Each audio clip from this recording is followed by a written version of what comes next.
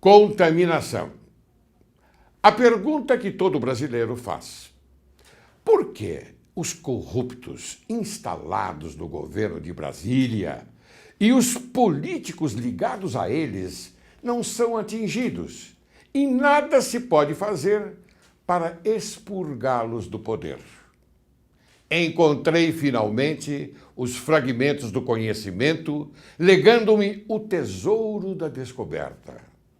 Ora, como ninguém percebeu até hoje, o signo verbal que imprimiu o indelével selo sagrado do plano diabólico, tal qual, no sentido do mal, o princípio da vibração. Nada está parado. Tudo se move. Tudo vibra. O princípio da vibração, ora trazido no aconchego desta reflexão, reflete a influência dos preceitos firmemente estabelecidos na conspiração do bem. Veio-me à mente e avancei para instruir o desenvolvimento desta ideia. Quando os comparei aos vilões e os coloquei em um movimento constante assemelhado a um putsch, o fiz para tornar evidente que, em relação a eles, nada está parado. Tudo se move, tudo vibra em todos os sentidos. E, mormente, no golpe, manifestação e movimento para tomar o poder no formato do absoluto, composto do objeto, porção expelida pela mente através da completa disseminação em produzir em outras pessoas indução de dogmas pré-existentes. Pelos pensamentos viventes, conclui-se que os corruptos e os corrompidos estão infectados pela contaminação. Todos, salvo raras exceções, se beneficiam do compadrio político, ávidos, aguardando a inércia jurisdicional. Esta, enfim, a ênfase dada ao tesouro da descoberta. Se o judiciário, pela fama que ostenta quanto à morosidade, não concluir depressinha a persecutio criminis e, em seguida, decretar pelas provas obtidas na referida persecução penal sentença monocrática condenatória, o nobre, planteado, mestre de ciências jurídicas e sociais, exemplo da magistratura brasileira, Sérgio Fernando Moro, dificilmente escapará de ver frustrada a eficiência e suficiência de seu trabalho eficaz pelo nefasto Instituto da Prescrição, quer da pretensão punitiva, quer da executória. Se quando este aviltamento do acaso acontecer, igualmente frustrado estará o povo brasileiro, que acredita por ele na extinção do mal em detrimento da prevalência do bem.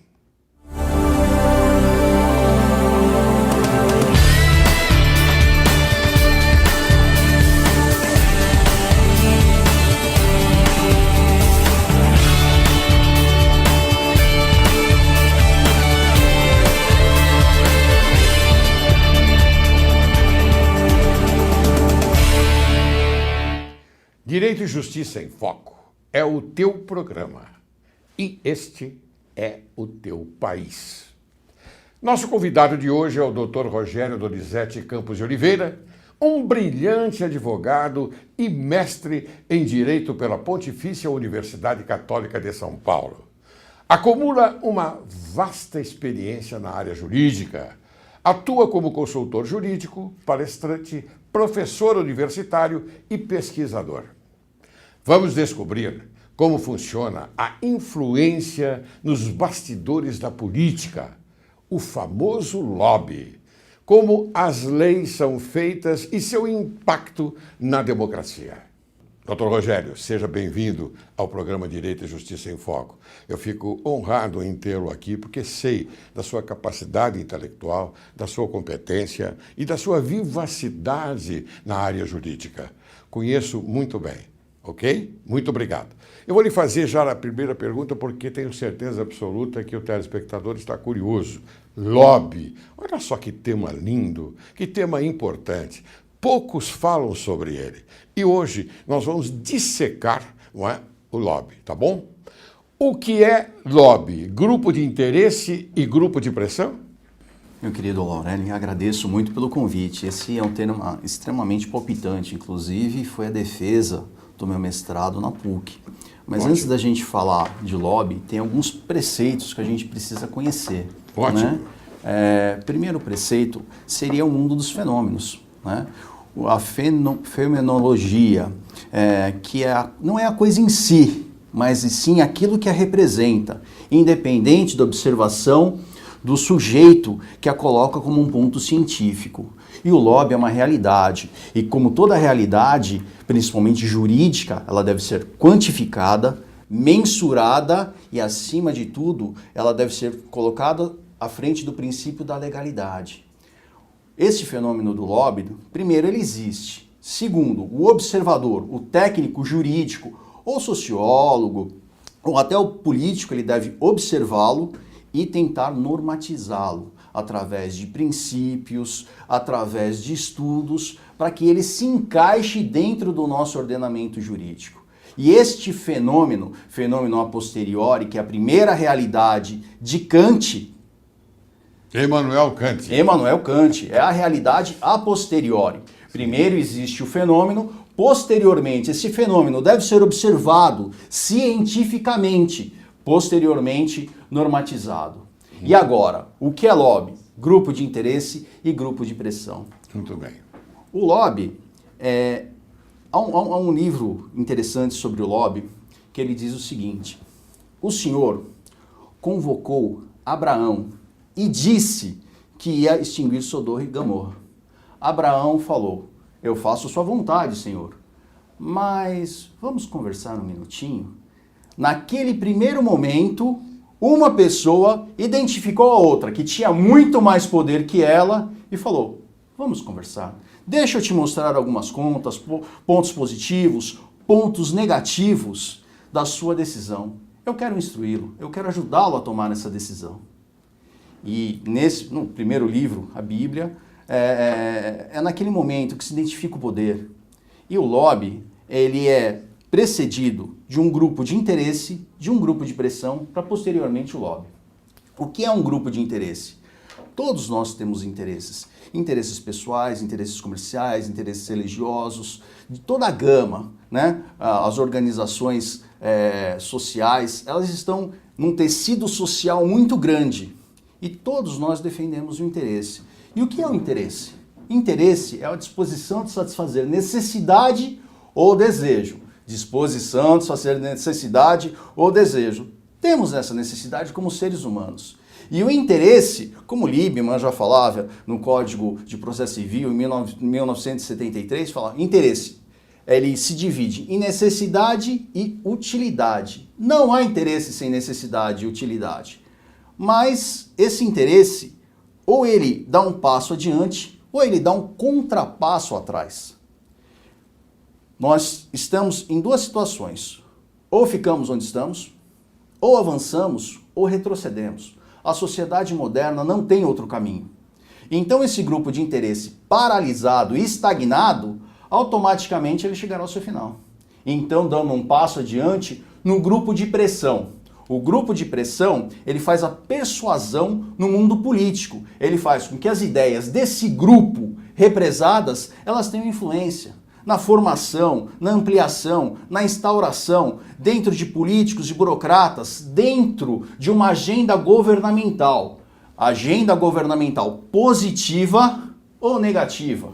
Vamos fazer ou vamos não fazer? Ou vamos permanecer como está? Depende. Os interesses de um banqueiro é regular o sistema bancário? Os interesses da imprensa é regular a imprensa? Os interesses do cidadão é pagar mais impostos?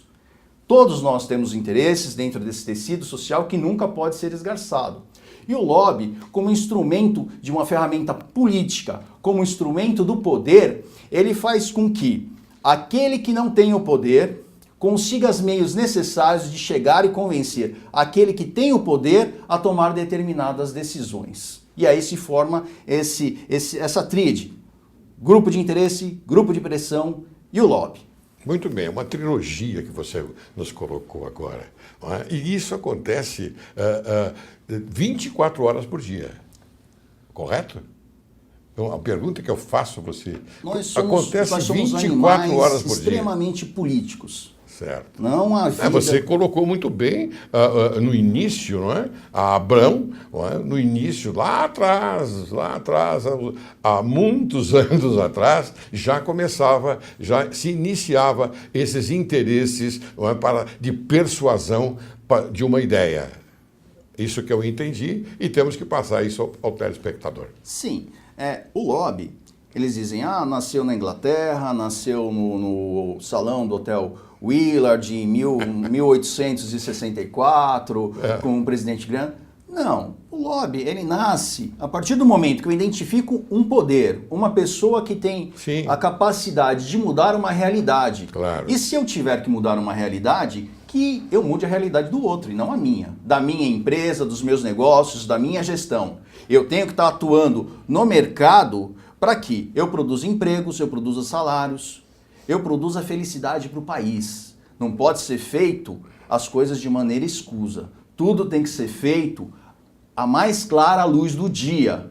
Portanto, que o lobby ele tem que sair dessas sombras, desse procedimento nefasto. Para você ver, Laureli, o lobby hoje, ele encarta as páginas policiais.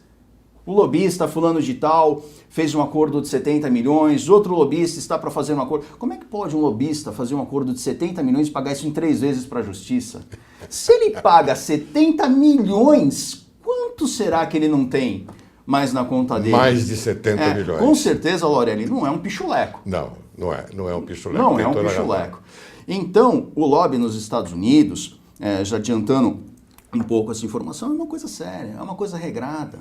O lobby, ele ajuda os congressistas. O lobby, ele forma um grupo de pressão que ajuda o político, dentro da determinada base territorial, a tomar as decisões. Muito bem. Você é meu congressista porque eu confio em você e eu não quero que você faça nada além do que seguir a lei.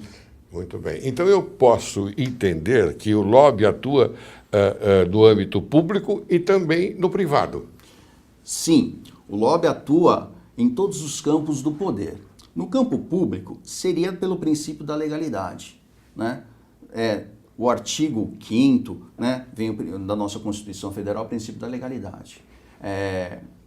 Vamos analisar da seguinte forma. Nós estamos numa sociedade em estanque, em que a lei determina comportamentos ativos, determina comportamentos passivos. Ou você faz, ou você deixa de fazer. Mas tudo de acordo com a lei. E se há uma lei para que se faça isso, e essa lei vai de frente com os meus interesses, eu tenho que procurar convencer aquele que faz a lei a olhar o meu problema com outros olhos.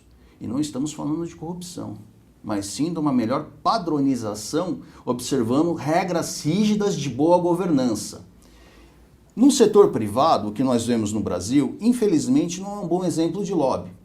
Porque o lobby de grandes setores empresariais é, por exemplo, não pagar imposto para o meu produto, fazer um protecionismo nacional, a sonegação, fazer com que determinados agentes públicos ajam de acordo só com os meus interesses.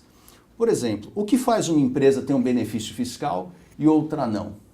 Qual o poder o movimento pendular que aconteceu dentro da mente do agente público para que ele cedesse espaço a determinados benefícios de um setor, não outro? Por exemplo, o setor automotivo, né? Ele sempre vem recebendo benefícios em detrimento de outros. Os argumentos são lógicos e racionais.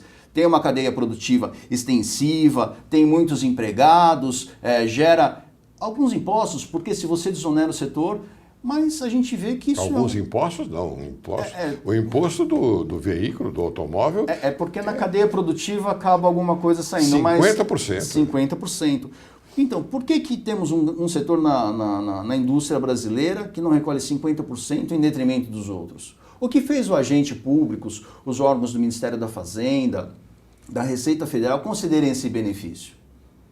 Qual o motivo que fez? Qual o mote administrativo que justifica que você pague 27,5% na sua folha de pagamento? Eu lhe disse, 27. Você não tem para quem discutir. Né? E determinados grupos econômicos têm benefícios. Por que os juros do cartão de crédito chega a ser 350% ao ano? Né?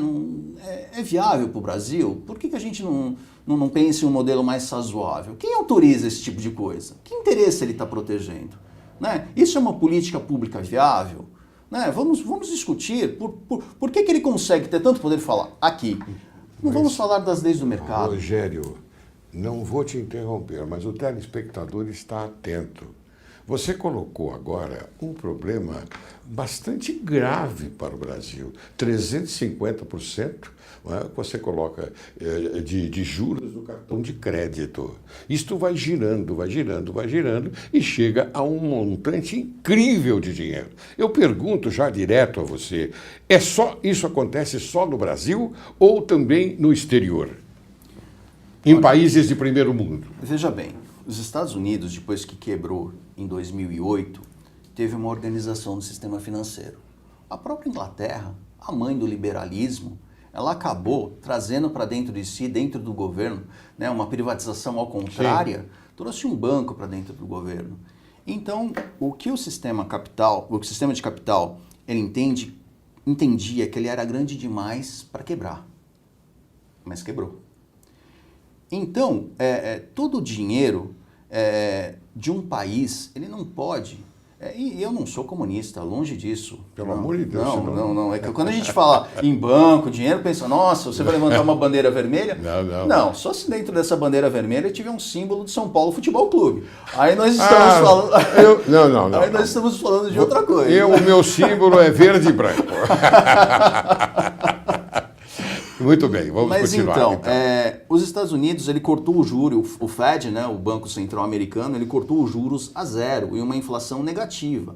E depois de 5, 6 anos, a economia respondeu bem a juros negativos. E aqui nós temos uma crise, a primeira coisa que tem, o dólar explode, embora tenha regras do mercado em jogo, mas o Banco Central aumenta juros a todo mês. A indústria nacional, ela... É uma sobrevivente. Ser empresário no país é de tirar o chapéu. Né? A iniciativa privada no país, a boa iniciativa privada, que é para essa que eu estou me dirigindo, aquela que precisa atuar no lobby e saber exatamente o conteúdo das decisões, das leis que você está seguindo, né? Ela tem que se conscientizar que ela pode, que ela tem o poder de mudar a decisão. É inadmissível que hoje, né, nas páginas dos jornais, a gente encontre a CPMF, né, contribuição de movimentação provisória.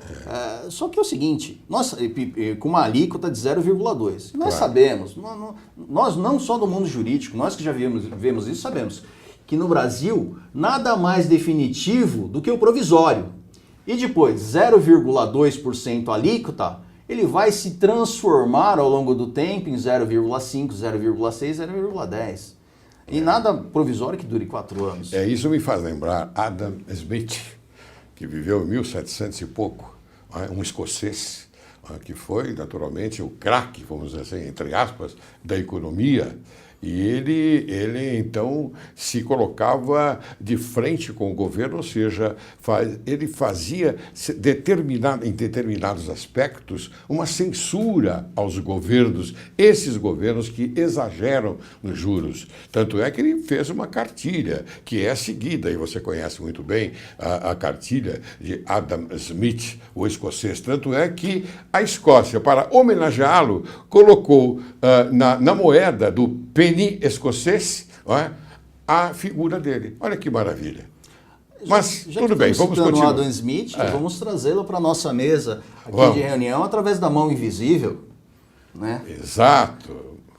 Qual é a mão invisível que melhora a vida de uns e piora a vida de outros? Qual é a mão invisível que faz em determinados bairros terem mais creches, mais escolas Sim. públicas do que em outros? Onde está atuando essa mão invisível? Essa mão invisível ela não pode existir, principalmente para eu, para você e para o nosso telespectador que paga impostos. Ele tem que cobrar o parlamentar, ele tem que saber as ferramentas Exato. de cobrar o parlamentar, tem que ter organização social civil de interesse público, que seja de interesse público, não de interesse privado. As organizações não governamentais, elas também têm que fazer as coisas à luz do dia, no sol do meio-dia, com transparência, com claridade, para saber onde se aloca cada recurso financeiro e por que ele foi alocado lá. Né? Quem determinou essa política pública? Por que essa política pública é vantajosa? As perguntas que nós temos que fazer aos nossos empregados. Porque o presidente da República, o presidente do Congresso Nacional, os senadores, os deputados, eles são mantidos por nós. Geridos com... Eu fiquei sabendo da notícia de quanto nós arrecadamos, os bilhões que nós arrecadamos. Comparado ao ano passado, nós atingimos essa meta 20 dias antes. Ou seja, uma fúria arrecadatória enorme e o governo nos convida a pagar mais impostos. Se fosse para fazer um sacrifício... Mas será que eles não precisam arrecadar mais impostos para tapar os buracos que eles mesmos causaram? Sim, acredito plenamente nisso. Mas se nós tivéssemos uma transparência... hoje, nós encontramos num sistema político totalmente deficitário e quase esquizofrênico. É inadmissível que hoje eu não penso em impeachment, acho que as coisas piorariam mais do que melhorariam. Sim. Eu acredito nas instituições. Sim, mas eu quero aproveitar, já que você está falando nesse tema, para fazer a seguinte pergunta. O lobby, não é? O lobby, ele atua também, essa transparência do lobby, inibe a corrupção? Sim. Ela inibe a corrupção dentro de determinados preceitos. E quais seriam esses preceitos? Você, um advogado ou um lobista, você representa um grupo de interesse. Sim. E você já está inserido dentro de um grupo de pressão. Eu tenho objetivos claros dentro da minha percepção. Eu tenho verba, eu tenho uma ideia, eu vou influir no mundo da mídia, eu vou influenciar no mundo político. Então, o lobby, por exemplo, nos Estados Unidos, quem é um lobista? É aquele que atua 20% do seu tempo durante 3 meses. Então, se eu estou atuando para um cliente durante 3 meses, 20% do meu tempo, eu já estou fazendo lobby. Não lobby no jurídico, mas sim dentro dos interesses dele, dentro do governo ou até dentro de outras empresas também. Eu tenho que ser registrado na Secretaria do Congresso americano e eu tenho que apresentar um plano a cada 6 meses. O que eu vou fazer, quais as empresas que eu represento, quais os grupos de interesse que eu represento e o que eles querem. E principalmente, nós vamos querer esse objetivo e nós temos 1 milhão para alcançar esse objetivo. Você que não quer esse objetivo, você sabe. Bom, eles têm esse objetivo e eles têm 1 milhão para conseguir isso.